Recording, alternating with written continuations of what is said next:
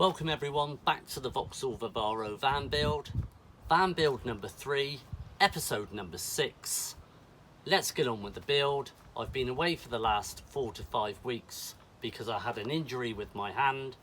Rookie mistake, I left a Stanley Blade on the floor and I ended up in A&E with 5 stitches. Not good. First time I've ever injured myself doing any DIY. It's all about rushing, trying to finish the van, trying to do everything at once, and you just can't do it. Slow down, take your time. Today's van build is all about the ceiling. Some of you have asked me how I do it. This is a video we've been waiting for, you've been waiting for. Let's get on with it. As last time I mentioned, I've done all the carpeting throughout the van itself. And then I spoke about using a 50mm insulation, Celotex insulation into the ceiling. Now this is being cut and placed between the ribs of your Vauxhall Vivaro. The way you actually attach the Celotex to the ceiling is by using stick pins. I'll put a link in my video, and they're very easy to use. They're self-adhesive. Make sure the roof of your van is nice and clean, stick them onto the ceiling, and then you push through the insulation. You then have a square cap, which then you put over the top of the stick pin, and then you bend it over using a hammer. Very simple, and then put tape over the top of it. So that's your insulation, which I've put throughout all the rib. Now, if you're buying insulation for your van, a Vauxhall Vivaro, this is a long wheelbase van, you only need one sheet. That's a full sheet, fits in your van, and that's all you need, okay? I then mentioned the fact that I then use plyboard, which I've used a 4.5mm plyboard, which I've cut in between the insulation. Now I use self-tapper screws, metal self-tapping screws. It goes into the plyboard and then into the highest point of your rib. I use a 4.2 by 19mm in length. You don't really want to be using any longer than that, because otherwise you're going to go up through your actual roof and pull a hole in your roof. Hence why you're using it on the highest point of the rib itself. You'll be able to see that, nice and simple to do. And then at the side here, at an angle, I've actually used a 25mm self-tapping screw, which then keeps it nice and solid right the way across the van. So I used the 25mm in the corners and then the 19mm on the top part. Now remember, we've put cables, or you may have put cables, over on this side here where it runs down into the actual column itself. So please don't put a 25mm self-tapping screw through here. You will probably end up catching one of your wires. What I've done here is that I've made sure that when I've fixed the plyboard itself, I've also used Sikaflex and certain areas of the ply just to make sure it keeps nice and solid. Now I've taped it again and taped it again, so there is no air or moisture getting into the actual roof itself. It's lovely and warm, and it's not going to create any condensation. Where the screws are on the back of the ply, I also use Sikaflex. Then I screw through, so I'm actually closing the hole that I've used for the metal self-tapping screw. Okay, so last time I spoke about the carpeting, insulation, stick pins, and then with the ribs itself, I've used a 4.5mm thickness ply, and then that goes from one side to the other side of the van. Ready now for your tongue and groove UPVC ceiling that we're now about to put up. I've actually put up 2 lengths of the UPVC ceiling at the moment, the cladding. I've used a trim here along the panel edge just to make it look tidy, and it finishes it off nicely. So that goes right the way through. Put another piece of UPVC there. It's just holding it up because on the back of it I've put Sikaflex. And then what I've also done, I don't know whether you can see, but here I've also used staples. and I've put them through into the plyboard itself. So you get a really nice fixation, and with the Sikaflex on the back of that as well, that's not going anywhere. Nice and sturdy, nice and solid. Now what I'm going to do is that I'm actually going to leave it. Every time I do 2 runs, I will Sikaflex, should I say, along the edge, all the way along the edge here, and then I'll let it dry. And then tomorrow I'll come back and I'll do another 2 runs, exactly the same, with Sikaflex and with staples.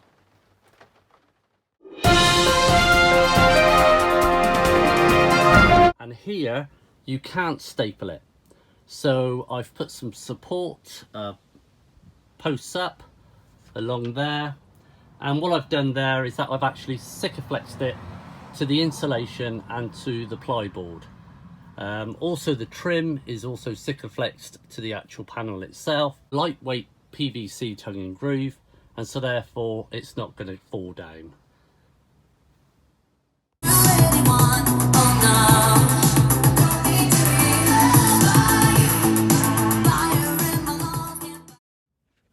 Okay, so let's consider what we've done here. The light channel I've now fitted in.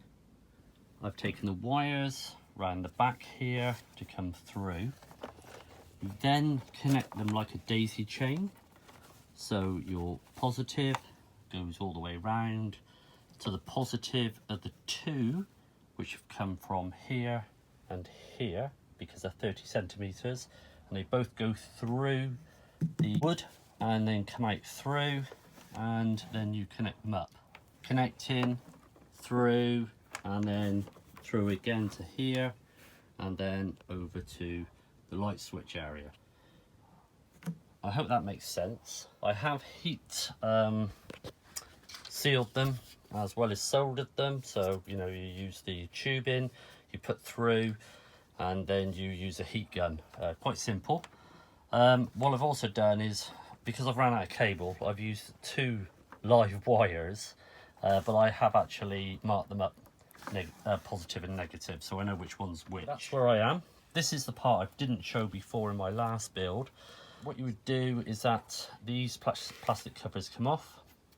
Make sure that when you buy the 30 centimeter LED strips that you're able to cut them, because you need to make a cut here.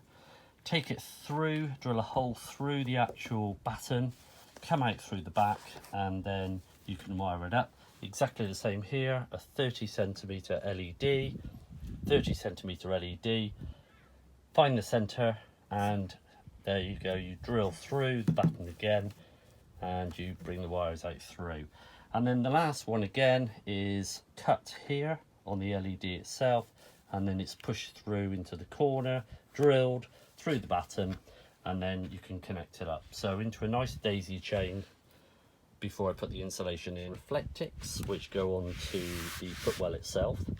Then you carpet, and then you put the strips around, which are alley, and then they, you know, you buy them off eBay, they're ever so easy, and they fit in the LED self-adhesive light strips. So that's the footwell on the wiring side of things.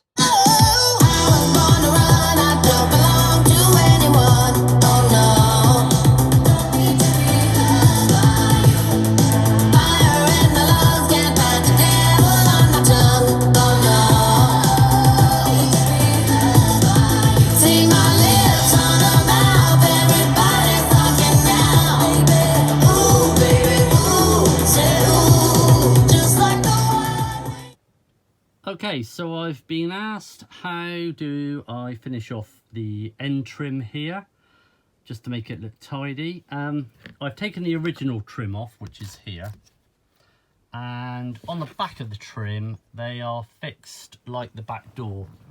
So you have these little plastic fixations, which then fix to here, and they clip on, and that clips it on. But now you've got the roof or the ceiling on, this makes it a little bit more problematic, because they're not going to clip on because of the distance. You can see that. So I'm going to show you what I do. bit of a cheeky way of doing it, but first I'm going to carpet it just to finish it off.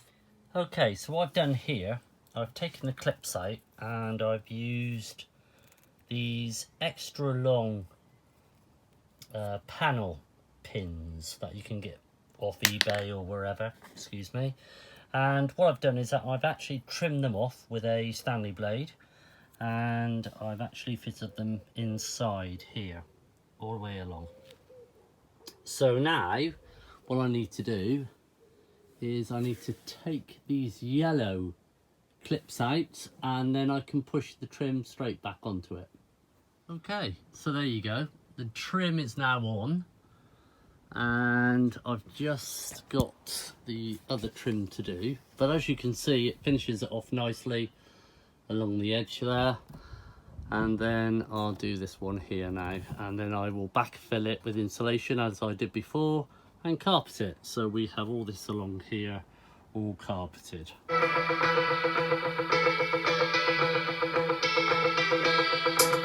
Yeah, it's been a long night and the mirror's telling me to go home, but it's been a long time since I felt this good on my own.